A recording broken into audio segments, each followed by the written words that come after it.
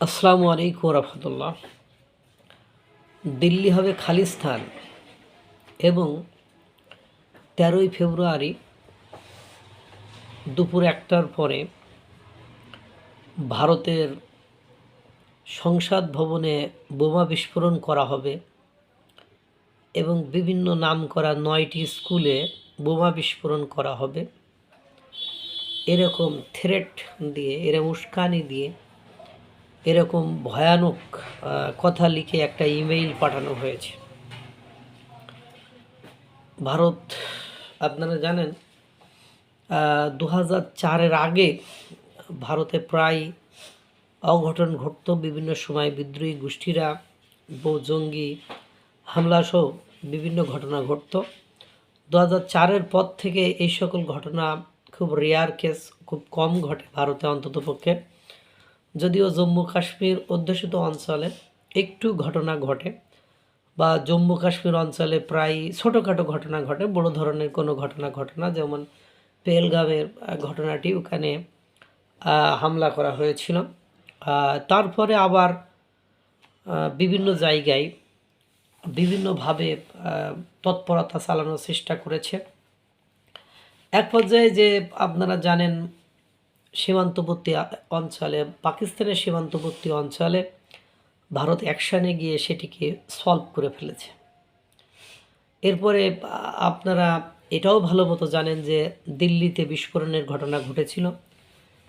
পাকিস্তানের মতো অত বড় ধরনের হতাহতের ঘটনা ঘটেনি যে একেবারে 200, 250, 300, 450 লোক মতো মারা যাবে, এরকম না। সর্বোচ্চ হয়তো 2-10 জন অ্যাক্সিডেন্টলি ঘটে গিয়েছে।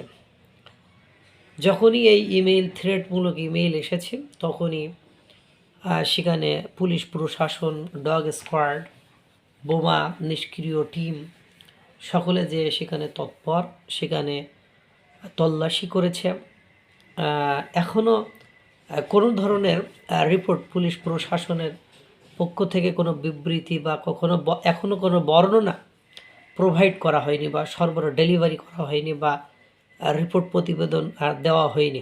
কিন্তু ভারত যথেষ্ট পরিমাণ সচেতন এবং এটা আমলে নিয়েছে। কারণ ভারত দেখে হেলাই ফেলাই ছোটোখাটো ইস্যুকে ছেড়ে দিয়ে যদি কোনো ব্লান্ডার হয়ে যায়, সাংঘাতিক ভুল হয়ে যায়, সেটা হচ্ছে, যেহেতু তাদের জনবল আছে, তাদের প্রযুক্তি আছে, তাদের সেই রকম ওয়েল ট্রেন্ড জওয়ান আছে, সেনা আছে, পুলিশ আছে, তাহলে কেন তারা রিস্ক নেবে? এই জন্য রিস্ক নেবে না। কিন্তু যেহেতু খালিস্তান শব্দটি এসেছে, সেহেতু শিখ, আপনারা জানেন এর আগে শিখেরা একটা হুমকি ধামকি দিয়েছিল যে 7 সিস্টার্স অঞ্চলকে খালিস্তান, ট্রাম্পল্যান্ড এরকম করার কথা বলেছিল। ওই অঞ্চলের কোনো একটি বিদ্রোহী গোষ্ঠী হতে পারে, এটা শিখেদের থেকে এরকম ট্রামল্যান্ড করার একটা হুমকি ধামকি এসেছিল। অবশ্য পরবর্তীতে সেটিকে পাত্তা দেওয়া হয়নি, ওরা এমনিতেই ক্ষান্ত হয়ে গেছে, শান্ত হয়ে গিয়েছে, আপনারা সেটা জানেন। 13 তারিখকে লক্ষ্য করে 9টি স্কুল, আর নাম করে করে তো আবার 9টি স্কুল, তারপরে সংসদ ভবনের মতো রক্ষিত জায়গাটাকে টার্গেট করবে আর ভারত বসে থাকবে, তা কিন্তু নয়। আমার মনে হচ্ছে আবারও প্রতিবেশী, ভারতের প্রতিবেশী কোনো একটি দেশ আবারও সিপাই পড়তে যাচ্ছে। প্রতিবেশী কোনো একটি দেশ বলতে এখানে সরাসরি বললে পাকিস্তানকেই বলা হয়। কারণ দেখবেন কিছুদিনের মধ্যে তাদের দেশের ভেতরে একটা বড় ধরনের সিপাসুপু সৃষ্টি হচ্ছে। কারণ ইতিমধ্যে যা ক্যারফা বা যা গিট্টু লাগানোর, সেটি কিন্তু আপনার ডোনাল্ড ট্রাম্প, মার্কিন যুক্তরাষ্ট্রের প্রেসিডেন্ট ডোনাল্ড ট্রাম্প পরাশক্তি সে কিন্তু লাগিয়ে দিয়েছে জম্মু কাশ্মীর, আজাদ কাশ্মীর এবং আকসাই অঞ্চলটিকে নিয়ে ভারতের সাথে ইনক্লুড করে আপনার একটি মানচিত্র প্রকাশ করেছে, বা মানচিত্র প্রকাশ করেছে। এখন ঘটনা হলে এর পরপরই যখন এরকম ইমেইল থ্রেট আসছে, এটি ভারত কোনোভাবে সহজভাবে এটা কোনোভাবে নেবে না। অবশ্যই এটা কঠিন আকারে দেখবে এবং এই ইমেইল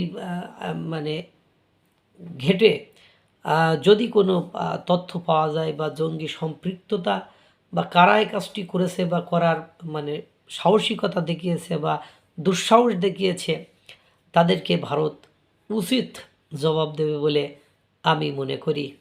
যাই হোক, আল্লাহ তাআলা সকলকে ভালো রাখুক, সুস্থ রাখুক। আসসালামু আলাইকুম ওয়া রাহমাতুল্লাহ।